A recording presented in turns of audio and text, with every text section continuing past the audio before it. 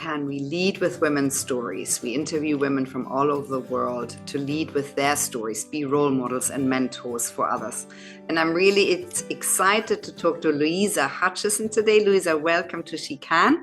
You are a co-founder of Pepr, Women in Tech, and you connect women who want to enter and excel in the tech world. Tell us a little bit more about Pepr. Well, first of all, I just want to say thank you so much for having me. This is such an exciting opportunity. My name's Louisa Hutchison, and I'm a co-founder of a community called Pepr that aims to get more women into tech and into leadership roles within tech through mentorship. It's an all-female platform, and we host events whereby we matchmake women looking to get into tech careers or in the early stages with more seasoned professionals. We're in the process of turning that community into a digital mentoring platform, which will be an app. Which is amazing, Louisa. When is this going to launch? Where are you at with your product? I know that you do both. You have full-time employment while you are launching this app, and the community is brimming, and you have events and you do lots of things. Tell us a little bit more where you're at with all of this. Well, as you said, my co-founder and I have been working full-time throughout this process. So I think everything has taken a bit longer than expected. I work in fintech recruitment. My co-founder works in tech. So we're currently at the stage where we're building our MVP. The product's about to be sort of tested, building a community through events, and then we're hoping for a launch in December. So we've got that to look forward to. But yeah, right now we're just really focusing on building our community through events in London.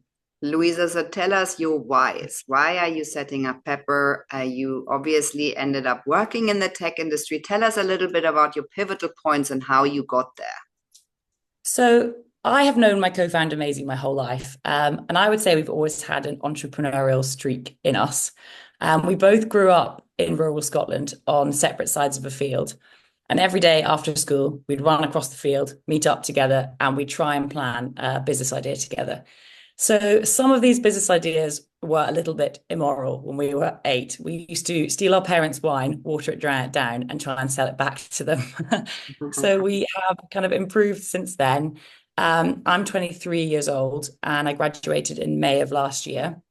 And if you ask anyone I know, this Women in Tech platform was potentially the most surprising career choice for me. I studied drama at the University of Leeds, and I was desperate to work in production after graduating. And at the time, I kind of had no real interest in the tech industry, or massive concern for the lack of women in the tech industry. As we know, the tech industry is made up of 26% women. And I were both living and working in London. Maisie was working in tech, and she was working in an all-male company. She had no clear female role models, no way of knowing how to progress within a company, and she just felt really lost. And I had just graduated, and I just felt very lost as well. I had no one that I could use as a sort of good contact to speak to in my desired career path. Every time I spoke to somebody in my desired career, it kind of felt like they were interviewing me, and I just wanted to have a very open-ended kind of conversation with them. So we felt like, as young, aspiring kind of female professionals, we didn't know where to get advice from. So we kind of combined our problems, and we decided to create a platform whereby mentees, so usually graduates or career switchers, could be mentored by women in the careers that they aspired to be in. And I think if you're 22 and 25 and you're working full time, you don't really know how to start a business. And it's a very scary thing to do. And I think a lot of people give you advice whereby to be committed, you have to quit your job and you have to be all or nothing, you have to jump in. And that option isn't financially viable for a lot of people, and it certainly wasn't for us. So we were kind of confused on how to take the first step. And when other people my age always ask how we started, I would always recommend doing an accelerator course. Yeah. So you can pitch your idea to a group of people who will help you with the basic things. So a pitch deck, perhaps a website, kind of design for your product, a prototype. I just did a really good acceleration course by a group called Vantage Female Founders. Mm-hmm. that was incredibly helpful. So I'd recommend it's like going back to school. And then what we did is we just went to as many networking events as possible and met as many people as possible. And then we kind of met professionals who seemed like they would be interested in our idea. And we tried to kind of gain a team through that. So who could help us with our finances, who could help us with marketing, who could potentially be an advisor for everything. And now I'm proud to say the Pepr team has 7 other members. So that, yeah, felt like a big win for us. That's amazing, Louisa. And I love your story because I think it's such an important story. It's not the all or nothing game. And I think that's where we get it so wrong so often. You can cook away at an idea, and once you're ready to jump, you can jump when it is financially viable, but you can make Yeah. the time, and it might take a little longer. But you got the time. And so that's the one thing that you have so going for you. So tell us a little bit how you envision Pepr to grow. Where do you see it going? What's your big ambition with this? So right now we've done well at matchmaking mentees and mentors, but the whole women in tech field is incredibly broad. I want to look at sort of including resources for helping women who are returning back to work following a career break, women who potentially were considering retirement and now aren't, people who are kind of anxious and job searching. I'd love to have resources and courses on the platform later on, whereby it can be a sort of place for any woman looking to get into tech to gain support. So I think that was something that we would definitely like to add. Obviously, I'd like to sort of increase our consumer base when the product launches. And I would just like to help as many women as I can feel confident in their career choices, because I feel like there's a lot of choice um, for our generation, and it's very easy to get kind of caught up in what to do as a career. So I feel like having a mentor that will just talk you through your next steps is really important. Yeah, I agree. Louisa, and I've got all the data. You know what happens with girls between the ages of 13 and 21, and how the confidence goes up and the down, and the anxiety levels go up, and these are big numbers. So anyone Yeah. in the mentoring space is doing something for the greater good while also doing your purpose and being purpose driven. And so tell us a little bit more about your challenges. What are your day-to-day challenges that you face, and how do you overcome them? Well, I would say being a young founder is hard, being a tech founder is hard, and being a female founder is hard. So I wouldn't lie and say it's been a completely easy journey. I think the first thing that we noticed when trying to create Pepr was slightly kind of what we felt were inappropriate lines of questioning during practice pitches, where Hmm. we felt that those questions wouldn't potentially be asked to a male founder or a sort of more experienced founder. Um, so I'm just trying to think of a good example. We get asked things like, do you think it's very feminist of you to use stereotypical feminine colors in your design and pitch deck? Or do you not think it's quite bold to create a career advice product when you've not had extensive work experience? And those are all, questions that they're welcome to ask. And I think at the time we would always be quite kind of shocked and we'd and ah. And now I've just tried to find the confidence to answer their questions and say things like associating certain colors as masculine or feminine is a social construct and doesn't necessarily sort of reinforce or distract from feminist ideals. Or we assure them that we're not personally offering advice, we're creating a product where that sort of facilitates others too. Yeah. We also got asked a lot when we were creating this product at university and making our prototype. We had a lot of men normally ask us, are you committed to this? You can't go clubbing every night, girls. You can't be hitting the bars. Like, are you sure you want to do this? And we'd already been working on the product while, writing our dissertations for a year. And obviously we've carried on now. So we always just said, we're so aware that it's a huge commitment and we're hugely committed. So yeah, that, and I think working full time will always be a struggle. I would always love to work as hard as I possibly can for my employers.